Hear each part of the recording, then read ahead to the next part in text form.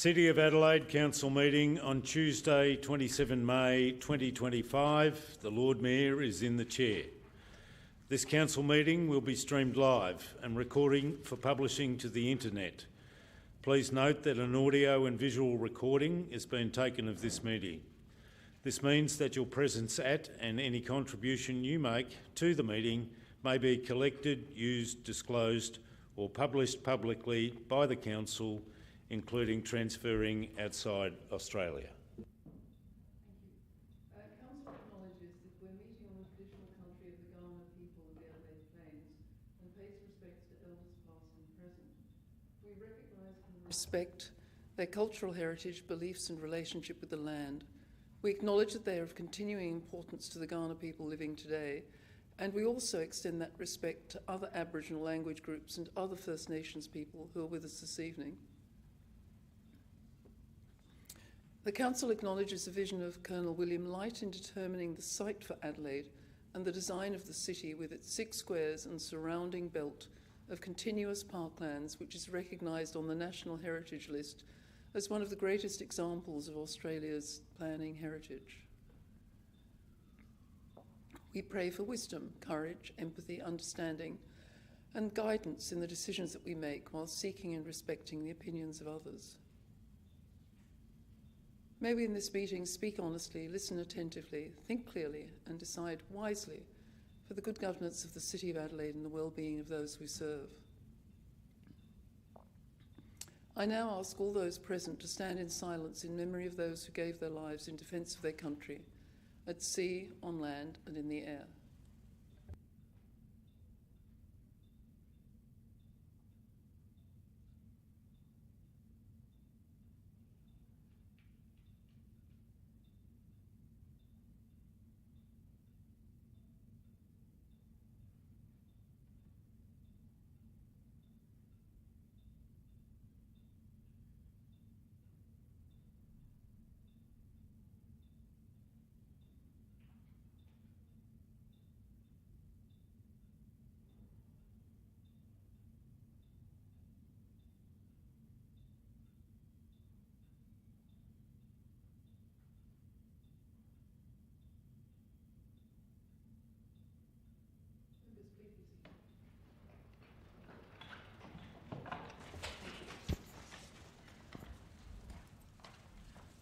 We have no apologies this evening, and if we could move on to the next item. Could I ask if someone would confirm the minutes? Councillor Snape moved, seconded by Councillor Siebentrit. All those in favour? Those against? That's carried. Thank you, members. Are there any declarations of conflict of interest? No. If not, we'll move on to the next item. Now, item 9 is an opportunity for the community to give public comment on our 25-26 business plan and budget. The mechanism for the public hearing is that we take requests to speak, and we have 4 of those prepared from members of the community. And as I ask them to come forward, they should come to the dais and speak into the microphone. The rules for this session, for those in the gallery, are that we ask the speakers to speak for 5 minutes addressing the council. If an extension of time is required, then we may give you 2 minutes by a vote of members. Members of the council may ask questions of the speakers, and perhaps 1 question per member of council will allow us to give as much time as possible to everyone wishing to give a comment. So if I could ask the first person to come forward, and in the order of application, Ms. Chorley, who'll be speaking on the Australia Day Council funding. Would you like to come forward, Ms. Chorley? Thank you.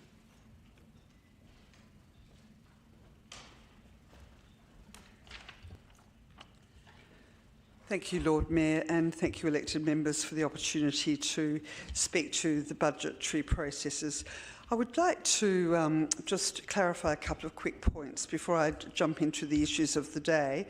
Firstly, the Australia Day Council of South Australia did not go to the media about this important relationship. When we've been approached by many media in relation to the issue of potential budgetary cuts, and we have said on every occasion that we're in negotiations with the City of Adelaide and that we value our relationship and we choose not to speak further. It's really important to make that known. It's our hope that we'll have a positive outcome in our negotiations with the City of Adelaide. I also understand there may be a motion to council in relation to the Australia Council's budgetary position, and once again, our preference is to respect the process of council and the budgetary processes and to stay with those processes if possible. So who are we? I think most elected members know our organisation very well. We're over 40 years old. One of the really important considerations is that in 2009 or 10, the Australia Council of South Australia at the time approached the City of Adelaide and said, we think we can do a really good job at delivering Australia Day, we can do it better. And there was an agreement made between the City of Adelaide and the Australia Council of South Australia that we would deliver on your behalf, the City of Adelaide, the Australia Day. In those days, it was considered to be celebrations. It's really important that this is understood because it was then that an agreement of 3-year partnerships was formed, and that was to be an ongoing commitment. And we're talking about to the value of $200,000 per annum was the understanding at that time. So it goes way back, a very long-standing relationship with the City of Adelaide and a deeply valued partnership with our organisation and the City of Adelaide. So I think the question tonight, is why should we care about Australia Day? We need to care about Australia Day because there is an increasing breakdown in social cohesion and community connection. Whether we agree that the date should be changed or should remain as it is, there is a lot at risk here. We are living in unprecedented, culturally sensitive and changing times, as you're all aware. The geopolitical environment and global tensions are impacting upon our community today and right here within our own communities. You would recall that we had neo-Nazis on Australia Day. They emerged, they were here, and there was a growing rise in more extreme activist groups that we're aware of. So all of those things give rise to the real need to build our continue to build social cohesion. In locations interstate, this is equally an important comment, that where ceremonies and celebrations are not being facilitated by organisations like ours, we know, and this is absolutely known well, there's an increasing occurrence of intentional disruption to social cohesion. We don't want that for our city, we don't want that for our state. So there remains an exciting opportunity to express who we are as Australians in 2026 and beyond, and to be part of the conversation, facilitating healthy and active citizenship and that strengthens our democratic processes. So that's a really important part of what we do and what we want to continue doing. All major capital cities across Australia deliver their own commemorative and iconic events on the 26th of January, as do South Australian local governments, and we are delivering it really in partnership with the City of Adelaide. On the 26th of January, through the ceremonies and activities, we honour all who we are, bringing together Australians on Australia Day in a spirit of respect, reflection and ceremony. And as you know, it's about promoting a socially cohesive society, bringing people together, fostering inclusivity and active participation, stimulating community connections and deeper understandings around our national identity, who we are as South Australians, right here in the heart of the city.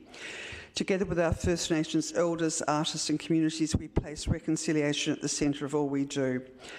When I first joined the Australia Day Council, the Lord Mayor at the time, Martin Hazy, really implored us to be active in addressing some of the protests that were occurring and that were affecting the parade and affecting Australia Day gatherings. And we actively did that and we achieved that result. We're not saying we don't want demonstrations, but certainly as part of the Australia Day activities, it was problematic. So to deliver a program of meaning, there are 3 core elements: the smoking ceremony, the morning in the morning, the respecting country parade, and the official ceremony, finishing with spectacular fireworks. They need to be reflective and truthful of our First Nations peoples, striving for unity and bringing our community together and acknowledging our nation's diversity and traditions. The question about morning in the morning ceremony has emerged as a standalone event. We have no interest in cutting any part of the event program. Thank you very much. I'm nearly finished. We have no interest in cutting any part of the event program of the day, especially the morning in the morning ceremony. However, with reduced funding to the extent of $82,000, that reduction would really impact all of our three events, but morning in the morning, the Respecting Country Parade and the evening ceremony. Morning in the morning alone, just so councillors understand, the core elements are an open circle group, staging, fencing, security, which has gone right through the roof, lighting, development, and a First Nations producer. The City of Adelaide strategic partnership funding has not been increased by CPI. In 2020, the partnership was reduced from a multi-year funding agreement to only a one-year funding agreement. This has removed stability and capacity for longer range planning and risks true community engagement. Event expenditure has been leaned back in response to flat funding, and the decrease of delivering events and doing business has really affected community engagement across the year, which we've grown, and particularly around the social cohesion outcomes that I've mentioned.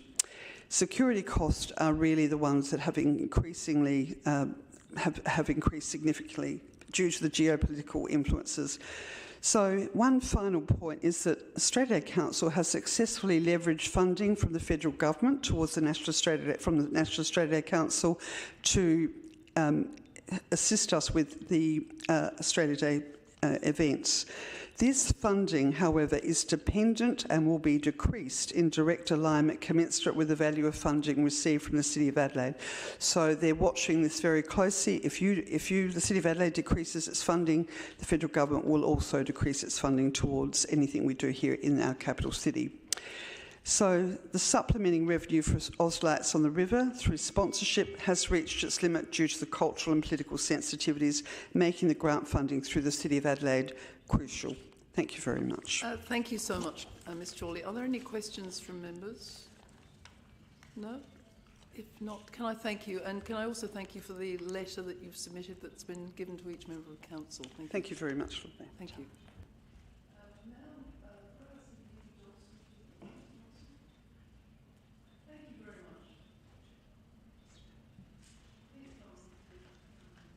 Microphone, and again 5 minutes. Thank you very much. Right, thank you for the opportunity to speak. I am here to oppose the proposed change to the rating policy, specifically the introduction of the $600 minimum rate, which would significantly increase the rates on my property, which is a car park on 17 Eden Street. This is a basement car park within a residential strata complex, and it is solely for parking. It is not accessible to anyone outside of the property. It was put on a separate title by the original developer in 1990s, but in practice it functions as part of a residential dwelling. Currently I pay $221 per year. For rates, under the proposed changes, this would jump to $600, which is an increase of nearly 170%. This is out of step with the proposed increase of 5.6% for most other properties in Adelaide. This is not about avoiding paying rates. This car park is not an investment or a separate property. It is part of our home. The minimum rate is disproportionate to the retail market rate of my property. My car park, if I was to sell it, would be around $30,000. This would be paying $600 is 2% of its value annually. In contrast, my apartment is worth about $750,000, and I'm charged about $1,900 per year for rates, which is 0.25% annually of the property's value. The car park is therefore rated at 8 times the cost per dollar of the market value. There is no mechanism that we can see to appeal this rate increase, and no recognition of the low value and the low service of this property. We do not have access to bins. We do not have access to any other council facilities for this. It is purely there as part of an existing property. I would like to ask 2 questions. One is, what protections will be put in place that this 170% rise does not set a precedent for similar sharp increases in future years for this type of property or for others? And also, will the council introduce a formal process for ratepayers to apply for an exemption, or reduction where a property receives no waste collection, no maintenance, and no practical council services. Thank you.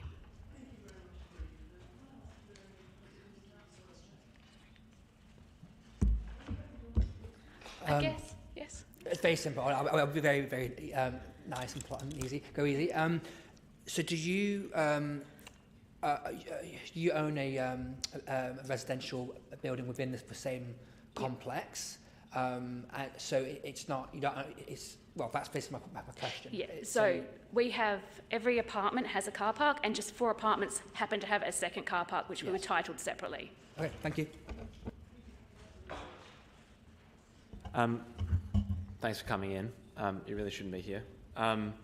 It shouldn't have come like this, in my view. The council, in its debate, said that this was fair and reasonable because you have all of the services that a major ratepayer would have, including rubbish collections. You have the right to complain about potholes and things like that, and the right to vote and all the other luxuries and benefits that you would have as a result. And the council has said multiple times that this is a fair and reasonable application for you to pay 175% rate increase. Do you think it's fair and reasonable that the council slogs you for this car park when it's been like a historical matter, essentially outside of your control, and just the way that it was legally done? I don't believe it's fair, given that I also pay rates for my property, which gives me those accesses. Yeah. Lord Mayor, is it appropriate to ask the administration for a clarification in relation to this? The orders are that we are here to listen to the views of the public, and there's no opportunity to ask questions at this stage of the proceedings. I'm sorry. Okay, if I could ask then of the ratepayer a question. So if we found a means where ancillary parking that is ancillary to the residents, so that there is no additional rate, that would be a satisfactory arrangement for you? I assume so, yes. So if there's no income producing activity, it's ancillary to the residents, that would be satisfactory? Yes. Thank you. Thank you. I don't see a hand. No, I think you've answered the question. All right. Thank you. We now ask Ms. Selina McKenzie. Are you here? Yes. Ms. McKenzie, could you come also to the microphone? Thank you for coming in. And again, 5 minutes, please. Yes, thank you. Thank you for the opportunity to speak, and thank you to the councillors who responded to my email. A couple of them did. Unfortunately, the information provided by them was contradictory, so I'm proceeding with my submission to oppose the proposed the rating policy change.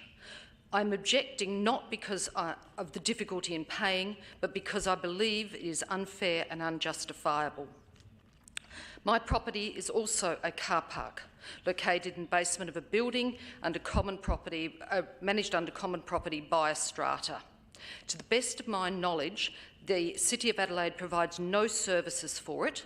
It does not require rubbish collections, cleaning or maintenance from the City of Adelaide, and as no one can live there, nor are any personal services or facilities used. There is no one extra accessing parks or libraries, and the car park does not add to the wear and tear of the council property. And it doesn't even provide me with a vote. Nor do I personally access any extra City of Adelaide services related to this property, as those I access are connected to owning a residential property in the same complex and paying rates separately on that. The argument, I believe, could actually be mounted that the car park is unrateable. The jump in rates to $600 for me, based on the rates I've paid on the car park, is actually an increase of more than 240%. This is an exorbitant and intolerable rise, well out of proportion with the CPI and the cost of living increases in recent years. While I understand the need for an increase in rates due to the rising cost of services provided by the City of Adelaide, an increase of 3.5 times, I believe, is unreasonable. An argument was put to me that because other councils have a minimum rate, so should the City of Adelaide. I believe this is spurious. Surely the City of Adelaide should be leading the way, not copying others. I respectfully request that the proposal be rejected, and that if this doesn't occur, I request that the minimum increase be significantly reduced, or exemptions be provided for those properties that do not provide the ratepayers with a vote. Thank you for hearing my case. Thank you. Mr. Mackenzie, would you be happy to have questions from the Certainly. members? Thank you. Councillor Martin again.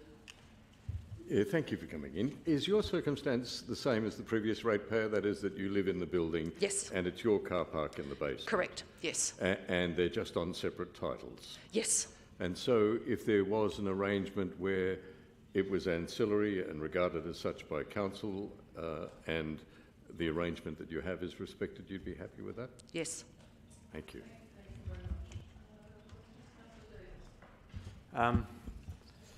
Sorry, you need to be there. You probably shouldn't.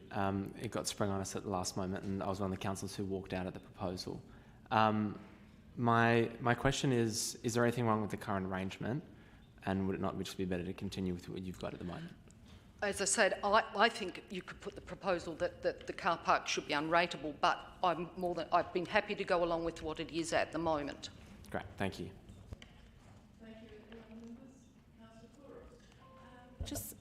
Can I just be clear? Did you say it's only one car park that you have, or is that? No, I own two car parks. One is included in the same title as my residential property, and the other one is on a separate title. And you are currently already paying rates for that one as well, anyway, the one on the Yeah, separate title. I'm already paying rates And included in the residential property, and then this is a separate rate bill that I get for the second car park. Right, okay.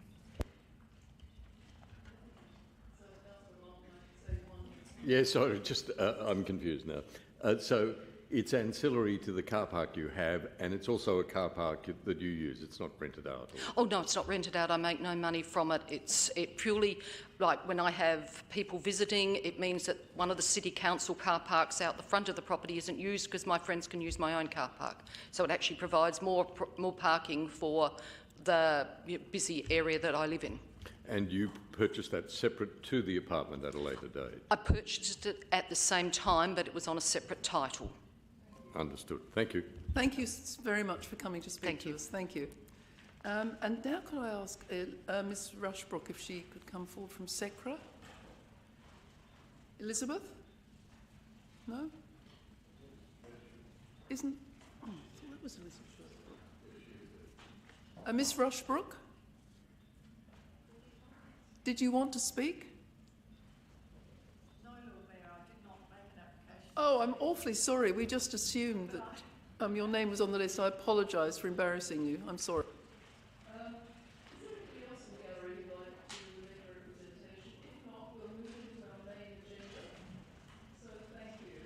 And should anyone come in, we will interrogate them and see if they Lord Mayor, perhaps I suggest you pause after asking if anybody else would like to make a deputation tonight. I think there are people in the gallery who would like to speak. Well, I just asked if anybody wanted to. Very quickly. I'm sorry, sir. I'm just critical of your rush to move on. Thank you, sir. Would you like to just give your full name and speak to us for 5 minutes? I'm sorry, I didn't catch it. That's okay. Good evening, Lord Mayor and councillors. My name is Forty Licours. I'm the owner of Penny University, a cafe situated in the east end of Adelaide. I'm here today just to raise awareness of a fee that was given to us of the parklet fees, which has been risen by 230%. It's a large, substantial cost for a small business. And trying to find a breakdown of the current $165 per square metre was a little bit of an issue to find out where this cost was coming from. So I did a bit of research and I looked into Melbourne. Melbourne currently has a 50% off their fees for outdoor dining. Then I looked into Sydney.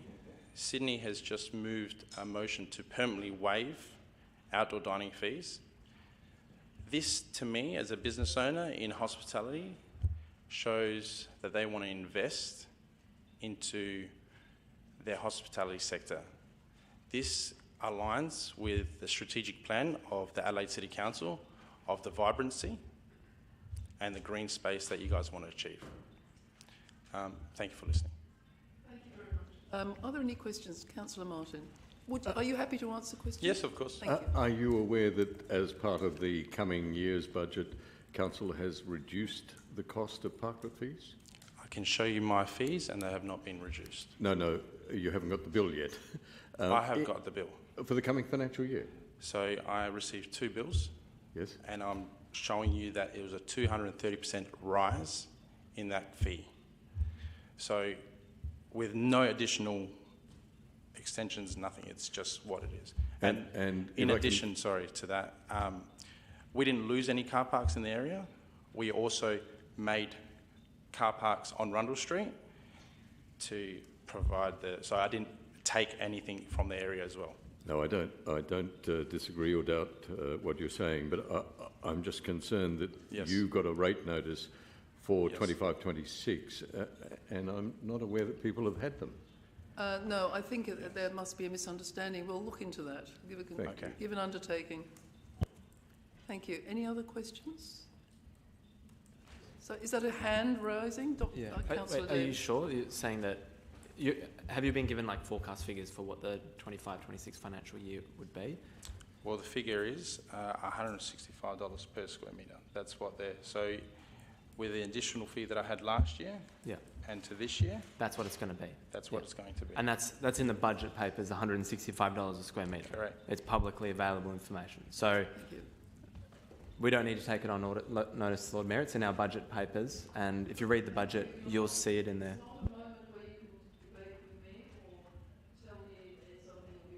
This is just a time when you can ask a question of the Speaker. So thank you very much indeed for coming forward. Appreciate it. Thank you. Before we move to the next item, is there anyone else in the gallery who would like to make a comment? No? We'll just move on to the next item, but it seems to me that it might be reasonable to seek leave of the meeting to bring forward item 18. Can I ask if people will be prepared to support that? All those in favour? All those against? That's carried. We'll bring forward item 18, but it appears that Councillor Davis has left the chamber. In that case, we'll move to the next item. So we're going to move on to the next item. Point of order. Shouldn't the councillor be in his chair before he's as part of the meeting? He should be. He's disorderly by being out of the chair. I'm sorry. I'm trying to help a member of the public, and apparently I'm being disorderly. You'll probably kick me out under Regulation 29. I'm happy to pull my motion. Thank you. So the motion's been withdrawn. Thank you very much. If you can show some empathy, Councillor. In that case, we'll move on to the next item. Thank you for that. We'll go back now along the agenda, back to item 12, which is advice from the Audit and Risk Committee. There are 2 recommendations and 1 piece of freestanding advice. Can I pull that motion from the Audit Committee? I'm sorry, can I ask someone to move the item? You're moving the motion as printed and seconded by someone, Councillor Snape. Yes, Councillor Davis. Thank you. I just had a few questions, particularly from the financial sustainability. Council financial settings are not sustainable in the long term. I believe it's a report from the administration or from KPMG. They describe the council's discretionary spending inability to anticipate significant increase in costs and funding the AMPs and things like that. They rate it as likelihood likely, consequence major, risk level extreme, target risk high, which is quite surprising. Could the administration please talk through the extreme risk ratings on the council's long-term financial sustainability, and also talk to the impact of the proposed control measures? For example, I'm a bit confused because it states in the it states in the control measures that we would fund our AMPs completely, and that would reduce the extreme risk. Could the council administration please talk to that? The administration, can you tell me what you're referring to? Sorry, point of order, Lord Mayor. I just want to clarify, did the council refer to extreme risk? Because I'm a bit of a risk nuffy, and there's a difference between high and extreme risk. We just need to clarify that before we go on. Was it high or extreme? If you read your reports on the audit committee... Councillor Davis, we don't wish to have back and forth banter. I'm just asking if you can assist the administration by telling us which report you're referring to. I'm a bit flabbergasted. This is the audit report that highlights the word extreme, and you can see it in big red paragraphs. Page 41 of the... I mean, everyone should know about the extreme risks facing the council, right? Councillor, we have, I think it was a 5-inch piece pile of documents, and you can quote a line from one page, but you do have to assist us. So it was which page was it? So if you, councillors, if you'd like to play along at home, if you go to page 11 of our agenda tonight, I'm sure everyone's very familiar and watched and had a look at the audit report, right? Page 11, if you look at link 1, the agenda for the Audit and Risk Committee on the 11th of April 2025, go to Agenda Report Pack, and then to page 41. I'm sure everyone's looked at this risk matrix, obviously because that's part of our jobs, right? And it was a strategic risk register, and it highlights that the council is facing an extreme risk in relation to our long-term sustainability, and talks to that the impact of it is likely and some control measures. So my question is around the control measures proposed, particularly around the AMPs. Everyone's familiar with this, right? Like there's a page with extreme risks, right, in big red writing. This is not the first you've heard of this, surely. I'm sure we've had like a council briefing on it, haven't we? That I must have missed it. Don't remember the name of the item that you're referring to, though I did read the documents. I mean, you're on the Audit and Risk Committee yourself, aren't you? So you would be very familiar with it, aren't you? You obviously don't know who's on the committee. No, I don't. Who is on the committee? Perhaps that councillor could assist us, whoever is on the committee. I believe Lord Mayor ex officio is a member of the committee, so perhaps you should be able to talk to the extreme risk faced by the City of Adelaide as set out on page 41. As a matter of good governance, the Chair and the Lord Mayor are not usually on audit committees. Well, at the top of the agenda it says that you are a member. Would you like to sit down? Thank you. I'd love to, yeah. Lord Mayor, given that none of us seem to be aware of this paper from April, which is not the paper under discussion, may I suggest a short adjournment to enable the administration to find the documents? Point of order. The Councillor Martin is misleading the chamber. This is a matter to be considered tonight and adopted by this motion. The fact that you're not aware of this report is very concerning. It's in the motion you're about to vote for, so I'm sure you've read it. My advice is that it's not in the motion because it's Really? background. If you go to link 1, Agenda for Audit and Risk Committee... Councillor, please sit down. I'm giving you my advice. I love some advice.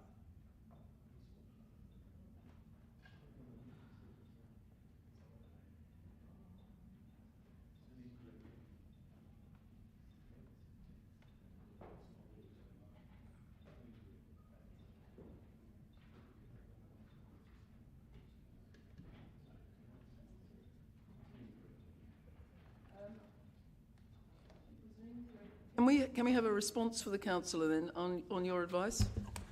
Through the presiding member, it would appear that there's an error in link 1 provided to this report. The councillor has correctly pointed out that link 1 points to the Audit and Risk Committee of the 11th of April. The recommendations of the Audit and Risk Committee were considered through the April cycle of council. The link should refer to the Audit and Risk Committee meeting of the 16th of May. So that link is incorrect.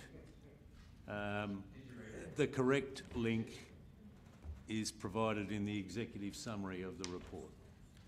So it would appear that there is an error in the link that leads from the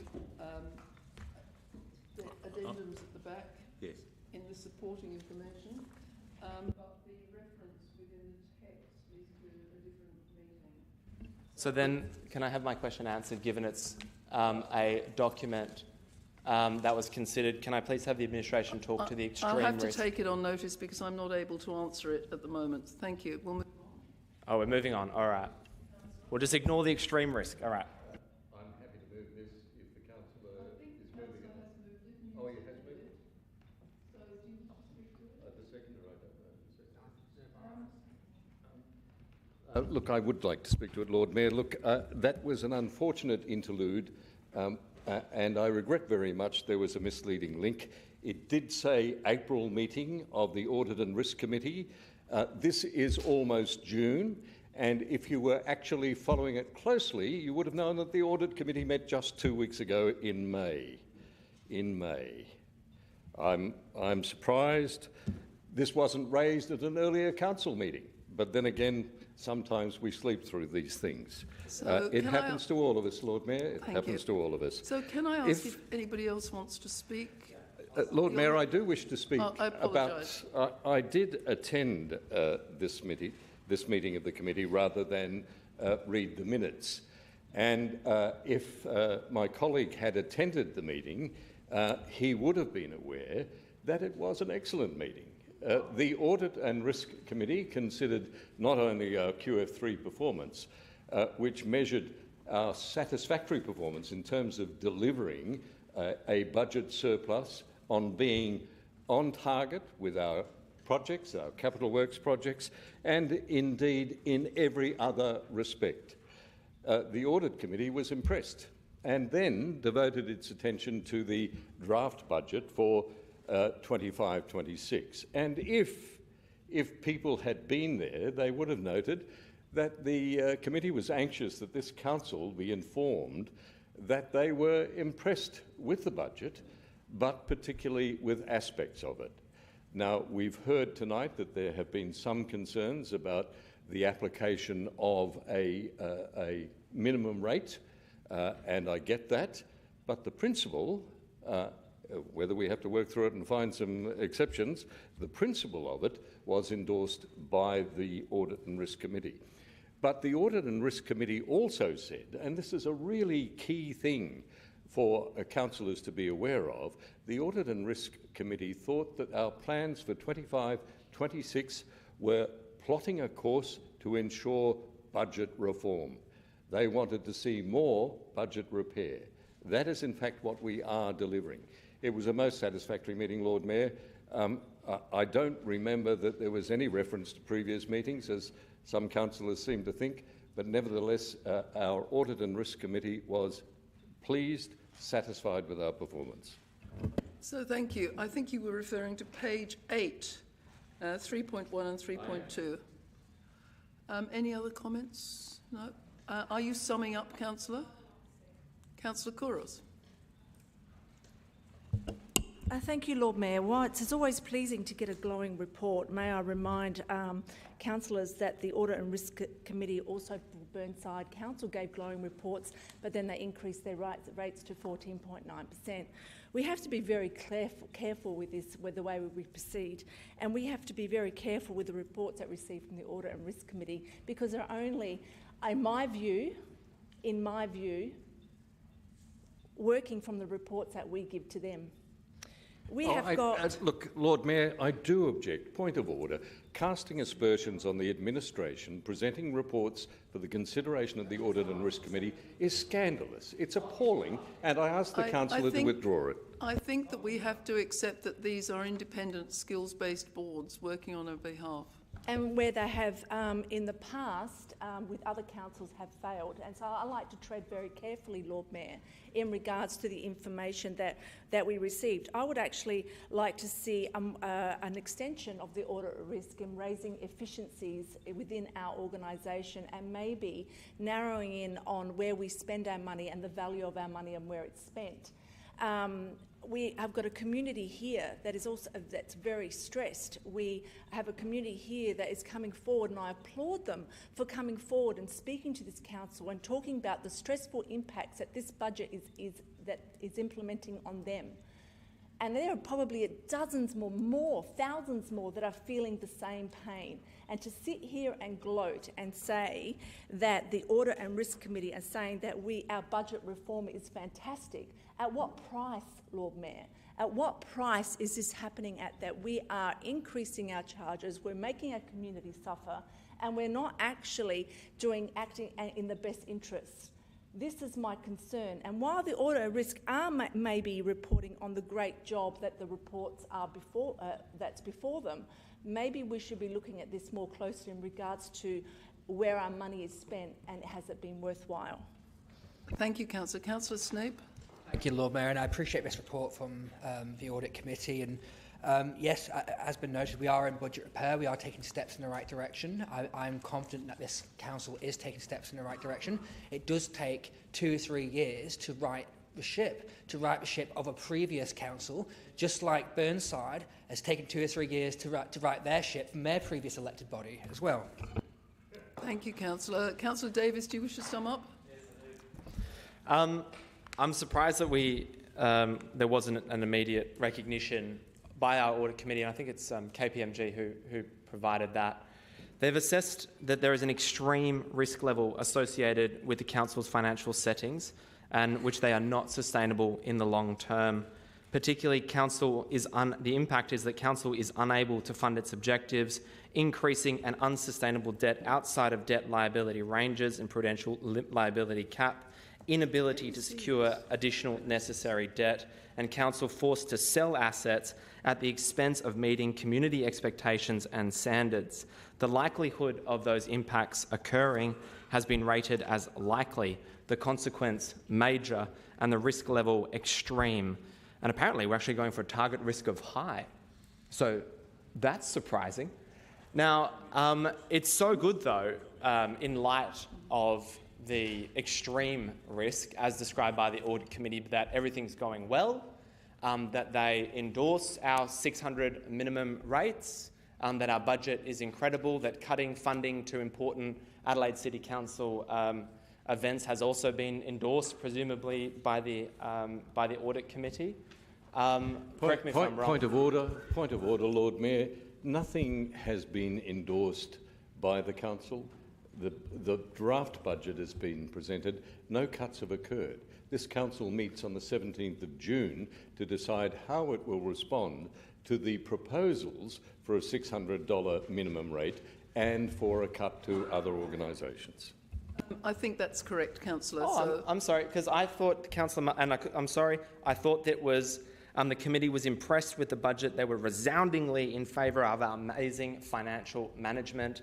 And what a great job we were doing at assisting our ratepayers to run their businesses, even though CPI was almost triple our rate Councillor, I increase. don't think you can extrapolate from the rather dull accountant speak to this verbosity. Well, Councillor Martin said how amazing and glowing the endorsement of the Audit Committee was, despite the extreme risk highlighted to the council. So, look, maybe he was correctly reporting it. Perhaps he wasn't. Thank you. I'll put that to vote. All those in favour? All those against? That's carried. Division has been called. Members, a division has been called in relation to recommendation 1, item 6.2 for the recommendations of the Audit and Risk Committee. Please stand until your name has been called. Deputy Lord Mayor, Councillor Martin, Councillor Snape, Councillor Giles and Councillor Siebentritt. Thank you. Thank you, members. Into the gallery in the last few minutes. If not, we'll move on to item 13, infrastructure and public works. Deputy Lord Mayor. Happy to move on block, Lord Mayor. Moved on block. Some questions, Lord Mayor. Can I just take a seconder, Councillor Siebentreut? Do you wish to speak, Councillor or Deputy Lord Mayor? I'll sum up if need be, Lord Mayor. No. Councillor Couros wished to speak. I understand, Lord Mayor, that I wasn't present during the committee where there was an amendment. I'm just wondering, can administration explain to me with this amendment, what does that ensure them that they will do that they weren't doing before? Can I ask someone to respond to that? Mr McCready? Is it?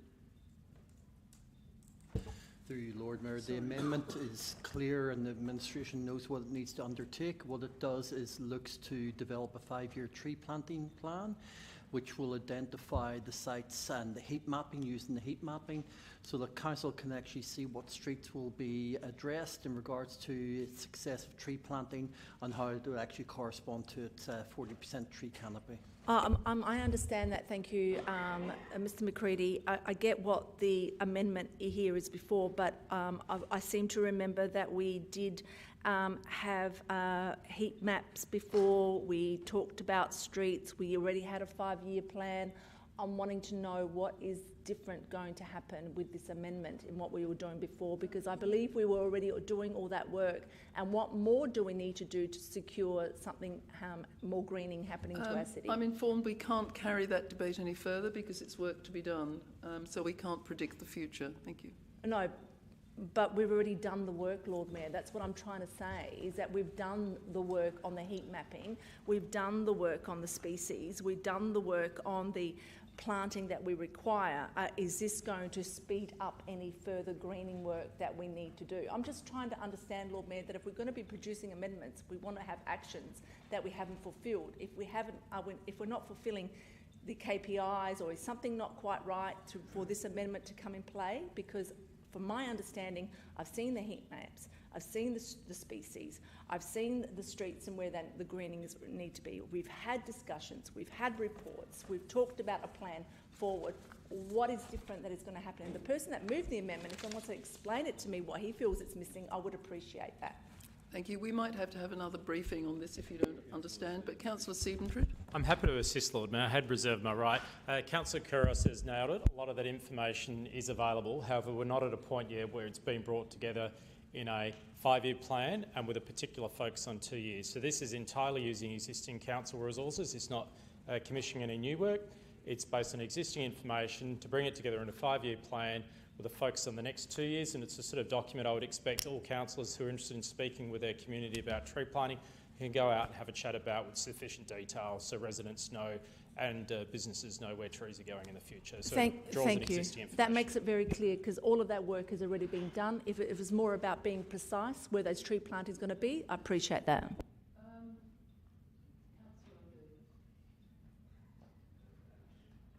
Sounded a bit disappointed. I just wanted to confirm that I know that there's that only, I think it was about 30, the remaining budget which hadn't been spent was about 30% for new and upgrade as at 30 April. I just wanted to confirm from the administration that our capital budget for new and upgrade will be delivered on time and on budget. Through the presiding member, noting that there is a variation to the total capital works budget proposed in the City Finance and Governance Committee papers, we will achieve that revised target. What was the value of that change to the capital works program, like in millions? It's articulated in the next report. It'll be an $8 million reduction, reducing the total capital works program to $112 million. Thank you. Are there any other comments? If not, would you like to sum up? Summed up, Lord Mayor. Summed up. All those in favour? All those against? That's carried. Thank you, members. Division. Division's been called. Members, a division has been called in relation to item 13, recommendations of the Infrastructure Public Works Committee 20 May. Please stand in favour of the item until your name is called. Deputy Lord Mayor, Councillor Martin, Councillor Snape, Councillor Giles, Councillor Couros, Councillor Davis, Councillor Siebentreut and Councillor Abrahimzadeh.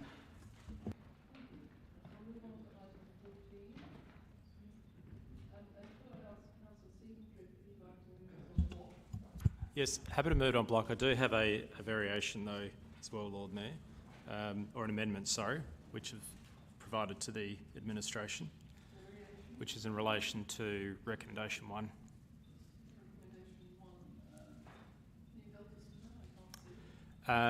Yeah, so it's in relation to, I don't believe it's...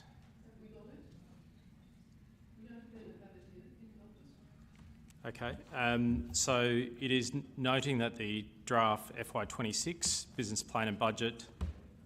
Sorry, is this a motion without notice? I was proposing it's in relation to the CFG, but it may be that it's more appropriate as a motion without notice. Okay, all right, it's okay. I'll pause on that, Lord Mayor. That's my misreading. Shall we just move this on block then? If you've got a seconder, seconded Councillor Snake. All those in favour? All those against? That's carried. Thank you, members.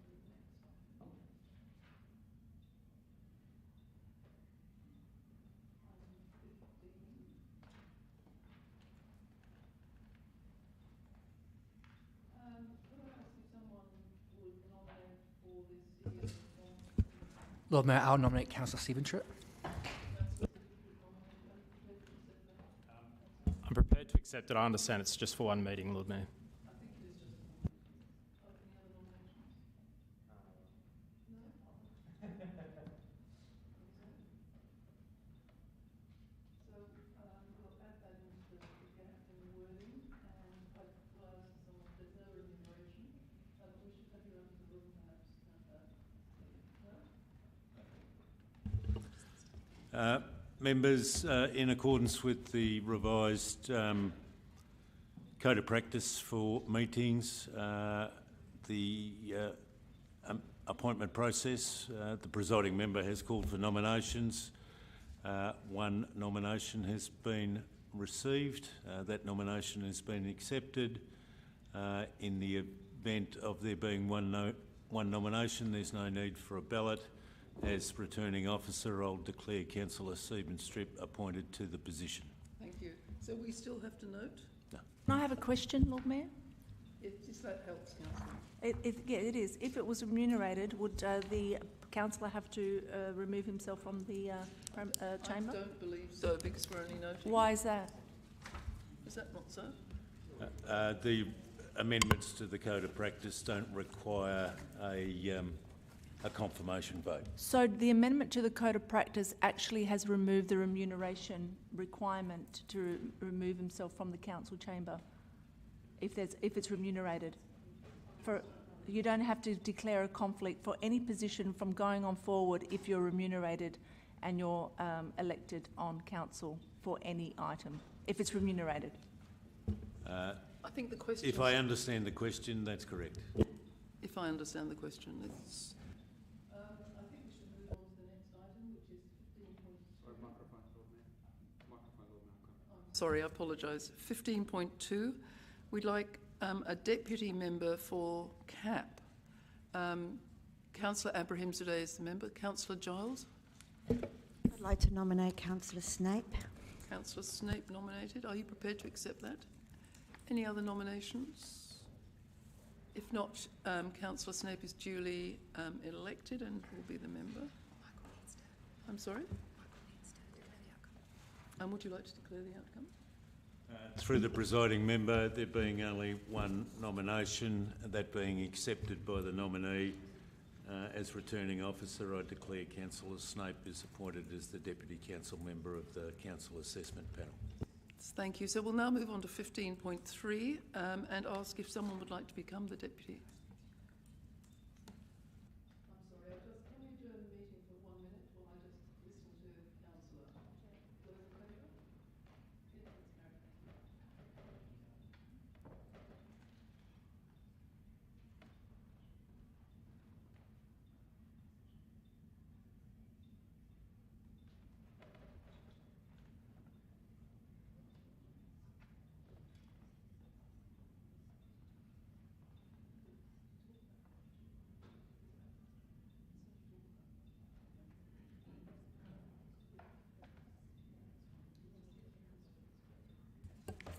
15.3 is a nomination for the Deputy of the Capital City Councillor. I'd like to nominate Councillor Snape.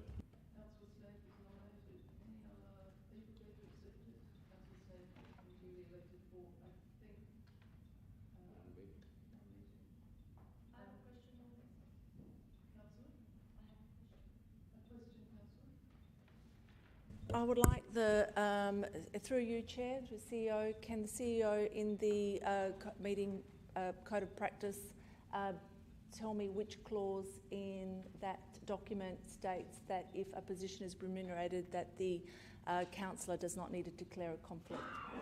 Councillor, I don't believe any of these are remunerated. But if it was? But it's not relevant because we're not answered actually... my question. I'd like to know which part of the code of practice is that amended. I'm sorry, I have been unwell the last few weeks, so... I think that the CEO will give you a private briefing. No, I would like him to read it out tonight, Lord Mayor, so the public is clear that where it's been changed in the code of practice.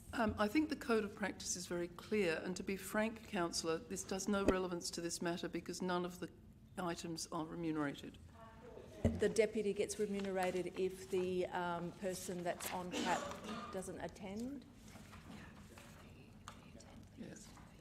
The deputy CAP, of course, will be paid should they be called in to speak, but not remunerated for just the position without any activity. In to speak, they will be remunerated, so therefore... Councillor, I've made a ruling, please, that's it.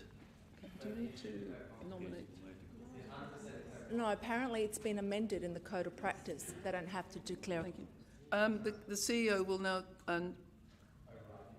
repeat that Councillor Snape has been appointed. Could you? Through the presiding member, there's been one nomination for the deputy member of the Capital City Committee. That's been accepted by Councillor Snape. There being no other nomination, I declare Councillor Snape appointed. No, you need to, under the procedure, you need to hold a secret ballot.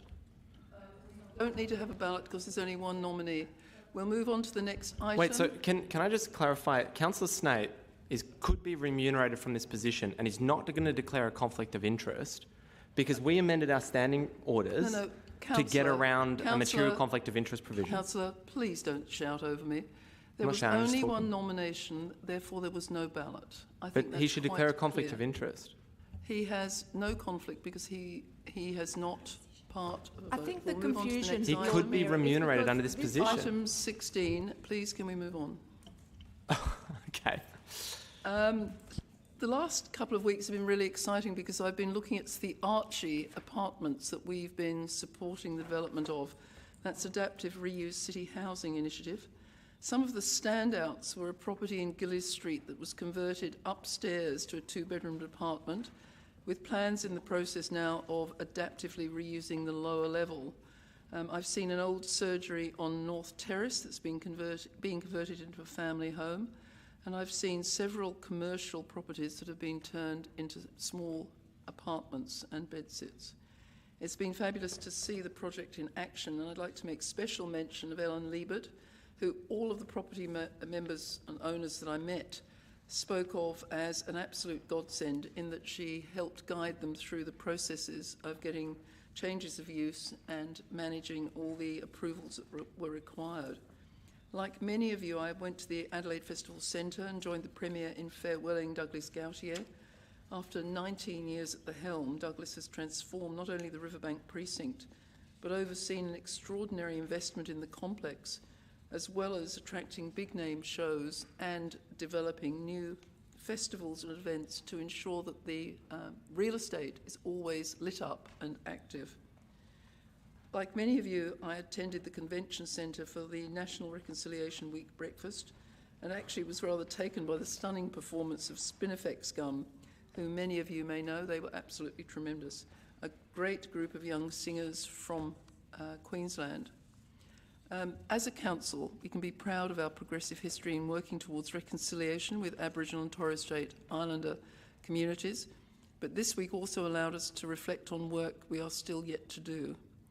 I've also accepted, in consultation with the CEO on behalf of the council, an invitation from EU Ambassador Gabriel Vicentin to participate in a 3-year EU-run programme to promote regional cooperation called the International Urban Regional Cooperation Programme. The programme brings together 30 European cities and 12 Australasian regions who will work collaboratively to achieve a targeted urban plan. We already have a major advantage in this area because of the strengths of our city plan, which are not just city leading but are nation leading and of interest to people overseas. The programme involves a series of online webinars covering 12 themes, and the Council can attend as many or as few as it desires. There's no direct financial cost to Council, and its participation in the programme only requires 2 hours of staff time per month. Finally, I've also accepted an invitation from local governments for sustainability in the Global Covenant of Mayors to travel to Bonn for the Global Nationally Determined Contributions Conference from the 15th to the 19th of June. This conference is designed to strengthen local government voices on climate change and urban agendas, and will be an opportunity for me to advocate personally on behalf of Adelaide, should we be in a position to host COP31 in 2026. Again, there's no financial cost to Council associated with my attending this event, because the trip is entirely funded by the hosts through Bloomberg Philanthropies. Should I move? Thank you. Moved by Councillor Seaton, seconded by Councillor Giles. All those in favour? My report noted. Thank you. Thank you. I think there might be someone else in the gallery who would like to speak. So would you like to come forward? Councillor Davis will assist you.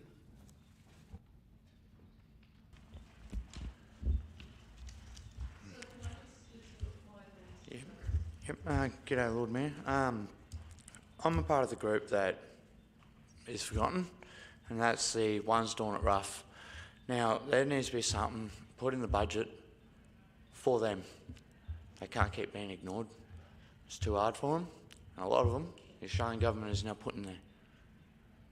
Can you just do something in the next budget for that? Tell them what you'd want in terms of like the open space and power. Well, generally you wouldn't give me the time of day if you see me in the street, so it's intimidating. But there's lots for sale that are just sitting there empty. You can cage them off, give a gate with a key, let them find work. It'll help the community and it'll keep them out of trouble. Do you need power, electricity? Yeah, a PowerPoint charge 10, 15 a night, it's no worries. But there's got to be something for them. You can't go looking for work when you've got all your shit with you. So you have to basically carry your stuff to work. Yeah, you've got to carry your stuff to work, and I was laughed at a couple of times for it. And so basically what you need is a safe place to sleep. Yeah, just a safe place for a shower, put your stuff. That's it. You just say thank you for Thank you. So we have opportunities to support you and help you link into some services. So could I ask you if you could just stay for a moment afterwards and a member of staff will talk to you? The services you offer, apparently you have to be in the gutter for 6 weeks before they'll help you. I realise they're not as good as they should be, but we would. Well, like that's to what see I'm here we can tonight do. for. Thank you, sir. You just need to do something about it. Thank you. Thanks, mate.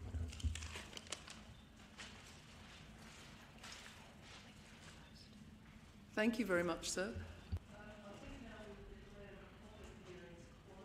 What about council reports?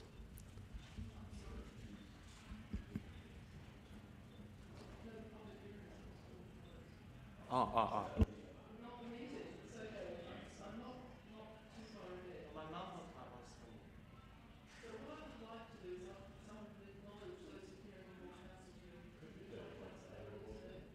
Seconded by Councillor Martin, was that? Sorry. All those in favour? Those against? Thank you, members. I will now move back to 17.1. I'm sorry, I've just lost the thread here. Any advice from council members about their activities? Councillor Snape, I can see you're raring to go. No, just being the pedantic person I am, just a slight edit for the graph, the chart thing. Reconciliation Committee on the 7th of May has Councillor Stephen Tritt and myself an apology, but it's actually apology meeting commencing prior to 5 p.m, so it should be yellow, not blue. Apologies for a disruption. Thank you for that. It was a pleasure to attend the Battle of the Coral Sea, which I think I spoke to last time. But I also attended recently the Fringe Cabaret. The Fringe Cabaret that was the opening night. It was extremely graphic, at times disturbing, but always hilarious. And there were some particular moments which were quite terrifying. However, the performers, I think, it provided an excellent place for fringe members of our community to come together and to showcase what they can do. They're extremely proud of the quality of the performances that they were putting forward, and I think it provides, particularly members of our community, a starting point where they can showcase their skills. This is not the Adelaide 500. It's not Live Golf. It's not a giant convention that would come to the city like, the climate convention or anything like that. But I do think it is very important to give those members a start. I spoke with a number of them, and it came up a number of times at the performance how their funding was going to be cut in the upcoming budget, and that this would be probably the last Fringe Cabaret that would be held in the city of Adelaide. The organiser, I had a chance to speak with her, and she was very dismayed at that funding being cut. So I just wanted to bring those concerns to the chamber and suggest that as we consider whether we cut funding to this fringe group of people or not, we should at least regard the valuable impact they bring to the City of Adelaide. Thank you for those comments. Unless there are any other comments, can I put the Councillor I would just like to recognise the really important event for the Adelaide City Council of the sort of like launch of Reconciliation Week that was held in the market last Friday morning. It was a really fantastic event that acknowledged Council's ongoing and a commitment to reconciliation. And one of the highlights is the installation of a piece of art which has been produced by Brooke Kira-Rigney. And so I just want to urge councillors and anyone else that if you go into the sort of area behind Zuma, which is the kitchen area in the market just before you hit Lucia's, then if you look up, you'll see a beautiful piece of work up in the ceiling. And I'd like to congratulate the team here for the work they put into making that happen, particularly to Talisha for the work she's been doing in this area. And it was a great opportunity for us to acknowledge and recognise that that we have our latest reconciliation action plan on the way as well. With that, then we'll ask all those in favour of noting and those against, that's carried. Thank you, members. Councillor has withdrawn 18.1. Sorry? Oh, I'm sorry. I should have asked him who for a second. I'm so excited. Councillor Senior, seconded by Councillor Martin. All those in favour? I apologise. That was carried. Thank you. We'll move on to the next item, 18. Motions. No. Motions without notice. Councillor Senior, though, you were trying. Yes, Lord Mayor. This was my earlier on. I misplaced this, so I'd like to put forward this motion. I'm happy to rise to speak to it.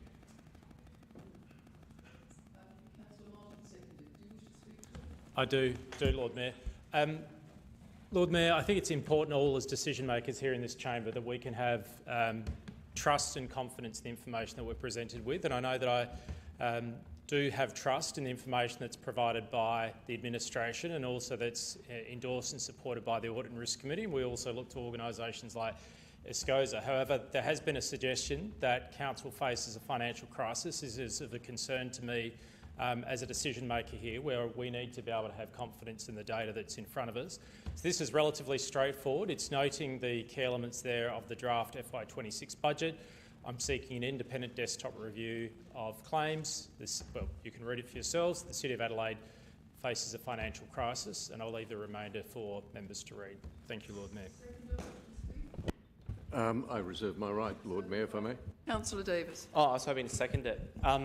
Yes, thank you for the motion. I think the ESCOSA report hasn't really been discussed in sufficient detail by this council, and the fact that $89 million was the amount that was talked about as an assumed grant funding from the state government, which may or may not come through, is particularly concerning, the $8.5 million underfunding of the asset management plans, which this council proposes to underfund for the next 8 years, is also extremely concerning to me. Things like urban elements is only 70% funded, transport only 85% funded, and we also have parklands and open space, which I'm sure many councillors supported, is only 53% funded. The operating surplus of $8.5 million, quite frankly, is not really an operating surplus. It's actually a deficit of about $59,000 if you if you actually fund the asset management plans correctly. Now, I'm also concerned, as I've reiterated, this budget sets us on a course for requiring a rate rise of 27.8% as a result of the amount of debt that this council would take on. And I believe previously it was presented to us that our peak debt could be $315 million before making the assumption that the state government were going to bail us out by $89 million. The Escosa report, an independent report to this council, warns of our long-term sustainability, as does our audit committee, labelling our long-term sustainability of this council and the risk of that as extreme and the probability of that occurring as likely. I'm very glad that Councillor Stephen-Tritt has brought this to the attention of the chamber, and I would very much, obviously this is as a result of facts and figures that I've put out, have the opportunity to speak with the independent desktop reviewer and perhaps KPMG, and I'd be more than willing, Lord Mayor, to debate and discuss these issues with you anytime, anywhere. Oh yes, thank you, Lord Mayor. Look, I also share the concern of Councillor Stephen-Tritt. We are in a difficult position as elected members. We are approaching the moment when we will be asked to endorse the draft business plan for 25-26, and the information that's been provided to us is that we are on course to deliver asset management plans to a level that's satisfactory to Escosa and others. It proposes that we're looking for an operating surplus, we're delivering capital works programs, and we're meeting our net financial liabilities ratio, and that information has been delivered in good faith. And then on the other hand, we have a councillor who's delivered also in good faith information that's quite contradictory and in fact suggests that we're facing a financial crisis. And in fact, the points that were made just a moment ago by Councillor Davis go to the heart of the matter. On the one hand, we're receiving advice from the Council, administration, our Audit and Risk Committee, delivered in good faith. In the other hand, completely contradictory information delivered in good faith by a councillor who also, as a legal practitioner, we have to respect, is obliged to observe an integrity code, and therefore we must understand that the information he's presented is accurate and reliable. And so, as elected members, we're in the difficult position of trying to assess what we should do in regard to the 25-26 draft budget. I would simply add my voice to the administration in asking for the clarity that an independent review would bring, a desktop review, and point the way for elected members so that we can have confidence, so that we can be transparent in the way in which we make our decision making. I think we're in furious agreement here. This is a great moment. Councillor Kouros. We're not, maybe. Lord Mayor, I would like to know, when we talk about an independent desktop review, what does that actually mean? Would that be administration doing the desktop review? Would that mean we're going to source money to actually have this independent review? What does that actually mean? Are we going to be spending money again? My experience is everything costs money and independent means independent. So we're going to. So who does the administration have? There's in a mind? motion without notice, so we haven't actually got the names yet, Councillor. So I think there's no point interrogating it. Okay, I'm not interrogating. I would like to know, because this is going to cost money, Lord Mayor, and everything is impacting our ratepayers at the moment. And this is off a knee-jerk reaction to someone's newsletter. So if they're in fear of something, then and they want an independent review, I really don't want to be spending money. We're going to have a long-term financial plan discussion, and that's what all of these claims are going to come in at. We don't need to go to have an independent review, spend money again for our ratepayers just to satisfy people's political position. We're going to be going through a long-term financial plan. We're going to be diving into these and what it would mean. We're going to be talking about what the revenue raise would need to be to sustain our finances. That is the next lot of work we're going to be doing. To actually start spending money on something that we're going to be doing anyway really irks me, Lord Mayor, really does. And I don't understand the point of this. If we're going to be doing an independent desktop review, then I would like included in that for an amendment, please, Lord Mayor. My amendment. Sorry, I think it seems prudent that I declare a general conflict of interest, given that these are my claims and I stand by them. So I think a reasonable person might say that I'm in favour of it, but I think it would be safer if I leave the chamber. I don't think. Councillor, if you want to leave, please leave. It makes sense to me. Please just declare an interest because. These are my claims and I stand by them. Okay. All right, and I would declare a general conflict of interest in terms of. Thank you very much. We will record that. Thank you. Because it would be, no other councillor, for example, would have a motion like this subject to, like Councillor Snape, for example, where he said that it was Hussam Abiyad who put up the nets on Lee Street. There's no motion, but perhaps this is a course of action going forward in the future.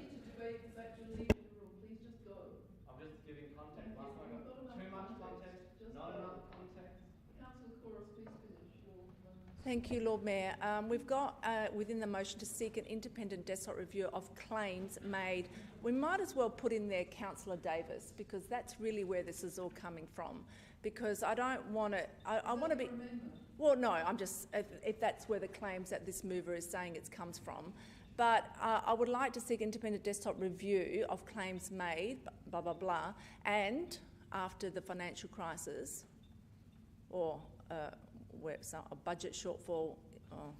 Sorry, just tell me what. At 27 point, I'm trying to work out where to fit it in because it's very long-winded, and together with, at the end of it, I don't know. I suppose after 27. Honestly, I've seen a lot of long-winded things in here. This isn't all that long-winded. This was without notice, so I'm really trying my hardest. So together with a review on efficiency spending, on the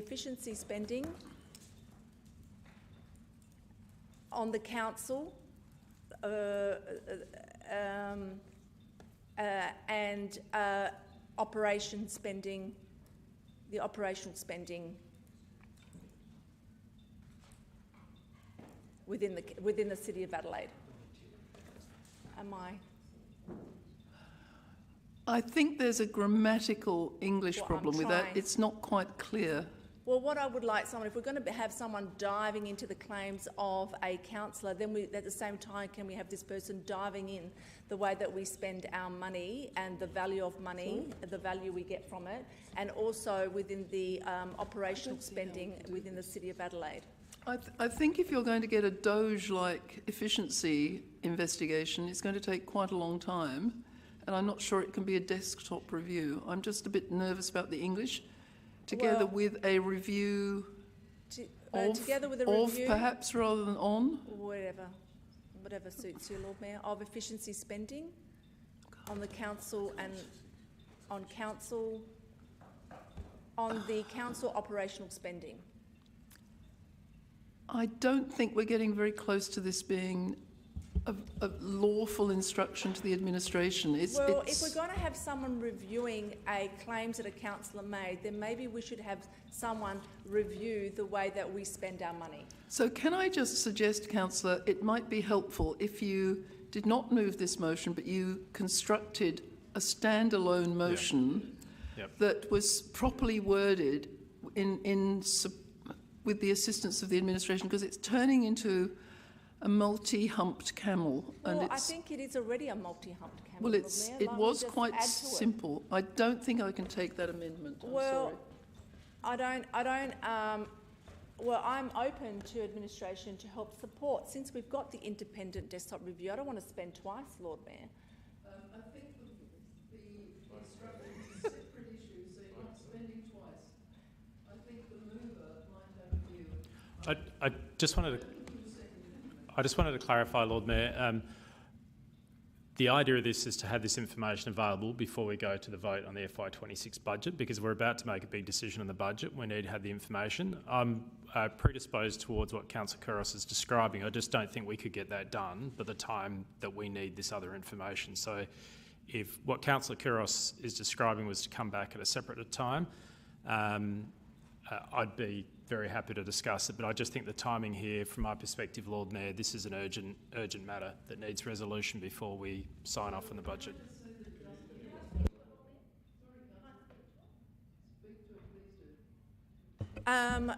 I'm happy to bring in, Lord Mayor, a separate motion to where I'm trying to get at. We need to really look at the efficiency of our spending within this council. We need to make sure that we're getting the value of what we endorse and what we do within this council and what it brings for the ratepayer. What I am afraid of with this is that this is only a knee-jerk reaction to someone's newsletter. It's actually going to be spending money unnecessarily just for someone to trying to prove a point, but we might end up facing other challenges in doing so, and we should be doing this hand in hand together with our long-term financial plan. I don't understand what we want to gain from it. If it's just an understanding of knowledge in regards to what will it impact in regards to the sustainability of the long term, that's what the long-term financial plan is for. And that is why Councillor Davis keeps telling everybody that the two should be hand in hand. Thank you. Thank you, Councillor. Can you please turn your microphone on? Sorry, would you like to... Councillor Abrahimzadeh, sorry. Thank you, Lord Mayor. That's okay.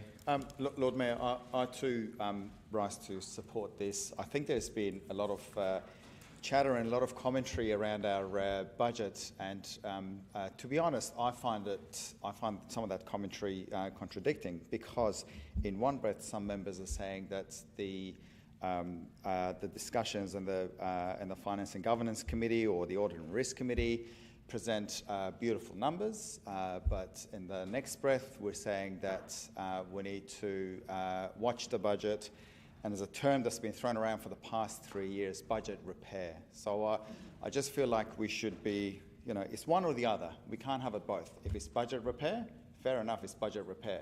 But if those numbers are so beautiful that we can go and gold plate everything, then that's what we should stick to. So let's not contradict one another. Hopefully this clarifies our financial position. Thank you. I'll sum up, Lord Mayor, and to build on what Councillor Abrahimzadeh has just said, we need to have a set of numbers we can agree on, we can reliably use to inform decision making. There will still be room for debate, like for example around rate rises that may be required. That's an ultimate decision we would make here. But what I want to see is that we've got a reliable, agreed set of numbers that we can move forward with. We agree what those numbers are objectively, and then separate out those items for the debate.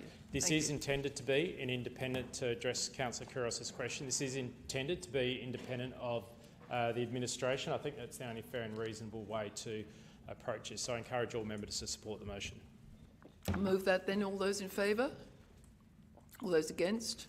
That's carried. Thank you, members. We'll move on now to item 22, which are the confidential items. So I'm going to take this in parts, but we want to get Councillor Davis back. Oh, I'm sorry, questions. I was getting too excited. Questions without notice. Councillor Snape. I did try to move it on, sorry. Thank you, Lord Mayor. I, along with Councillor Davis and Councillor Abrahimzadeh, attended the Adelaide Cabaret Fringe Festival last Friday, and a topic of that conversation was around funding going forward. Just want to double check with our administration how much funding did we provide in the current almost finished financial year, and are we ceasing funding for that particular event in the proposed budget in the next financial year? I'm sorry, I don't think we know that amount, and it may have been through AIDA, and I don't recall it either. So we'll take the question on notice and get back to you as soon as we can.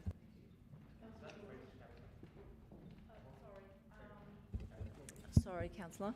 I just would like to have some understanding in regards to the change of the Code of Practice of the meeting procedures, and I note that the change is if there's only one nomination, the CEO is authorised to declare the nominee appointed to the role of presiding member for the meeting. The nominee will then immediately assume the role of presiding member for the meeting. If the item that the person is elected for is a remunerated position, why does the person not declare a material conflict, as we've always done?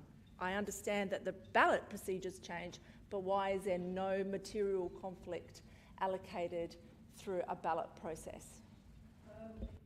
CEO will answer that. I think we're going back to the system we used to have in the old days. I wasn't there in 97. I'm just asking what I've been knowing for the last 8 years. Through the presiding member, what Council has adopted is a revised Code of Practice in relation to the election of a range of positions, acting presiding member, deputy mayor, etc., etc. There was a comprehensive record of the changes made to the Code of Practice. When that matter was resolved on by Council, I will ensure that a detailed note is put out through e-news so that all members can understand what the revised Code of Practice reflects. I understand there was a revised Code of Practice, Lord Mayor, and I would appreciate if we can listen to my question. I know English is my second language, but I would really appreciate if I'm asking, Lord Mayor... No, I'm asking, Lord Mayor, why does one not declare a material conflict under the ballot system? There's no point in you asking the same question. You don't like the answer, so we'll have to give you a written report. Okay. About this one, why wasn't the item 15.1 that changed the Code of Practices brought through a committee first before coming into Council? Councillor, I think you'll have to take all these questions on notice because you don't like any of the answers. No, Lord Mayor, I'm asking a question in regards to normal process is that the item comes through committee for discussion and debate. Why wasn't this item brought through a committee first before coming straight into Council? Councillor, we're going to take your question on notice. Thank you. We'll move on. I have a question with that. Councillor Abrahimzadeh has his arm up first. Thank you, Lord Mayor. Lord Mayor, through you, are we able to get given a brief update on the Live Golf proposal? I think that we can give you an update in the near future. And we're not in confidence. Sorry? And we're not currently in confidence. And we're not in confidence as the CEO. Lord Mayor, the reason why I'm asking these questions is because there was some recent media coverage about the Live Golf proposal. So I thought if it's being discussed in the media, then surely us elected members ought to know as well. My comments need to be limited to the Council resolution of the 25th of February, where Council, by resolution, gave a direction to the Lord Mayor and the CEO to negotiate certain outcomes in accordance with an MOU and a lease. We continue to progress conversations with representatives of DPC in relation to those matters. Thank you. Councillor Davis, did you have a question? Does the new procedure around appointing members to remunerated positions mean that no councillor would ever have to declare a conflict of interest when they're being appointed to the Deputy Lord Mayor, a committee, or any remunerated position of the City of Council?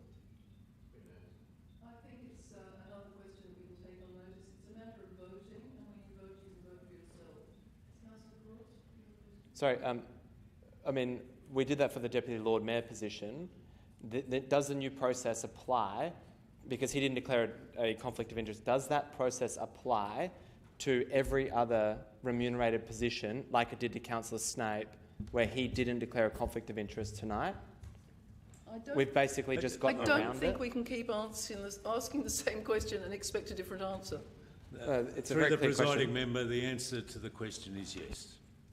Councillor Couros? I have just a question on this. Should we advise every local government council that we have found a way around the material conflict of interest provision, which would make everyone's life really easy because no one would have to declare a material conflict? Okay, could I move a motion on notice then? No. That we advise every council. No, you can't. That Please sit Section down. 75 no longer applies. You're out of order, Councillor. Sit down. Councillor Couros. But we're so cunning. Councillor Couros. Can we have I don't know if this was discussed with your Live Golf comment, but can we have a confidential meeting in regards to the Red Ochre lease? I think that could be put on the next agenda. Thank you. We'll take that on notice. Any other comments, Councillor Martin? Yes, thank you, Lord Mayor. And look, I refer to the representations in relation to the draft budget and business plan and the particular representations in relation to car parks that were ancillary to residences and at the same location. Was there a discussion during a committee about a minimum rate, about exemptions that would apply in such circumstances? We did discuss that. If there was such discussion, what was the outcome of that? Through the presiding member, where the dwelling and the car park are considered contiguous occupancies, the minimum rate provisions wouldn't apply. What we've been presented tonight through the submissions process is advice that there are two ratepayers who appear to have two car parks attached to their dwelling. The administration will need to exercise its mind about how council may deal with that. And further to that, Lord Mayor, can I ask, would that be circulated prior to the meeting when we will consider the draft budget and business plan? Yes, please. Through the presiding member, absolutely. Thank you. I asked a series of questions on notice regarding 1,100 ratepayers that would see a rate rise about thereabouts. We got back a whole bunch of data on who would be impacted by this. Did the administration correctly report that, for example, those two ratepayers would be impacted by the current proposed policy under the budget, or will there be were they included or not included in the figures you provided to me?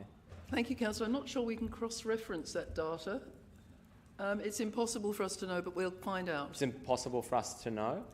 No, we can't cross-reference their home addresses, their property ownership and their rates notices in a meeting, so we'll have to take it on notice. No, I'm not asking for the specific ratepayer. I'm asking for the policy that is currently out to consultation on the budget now.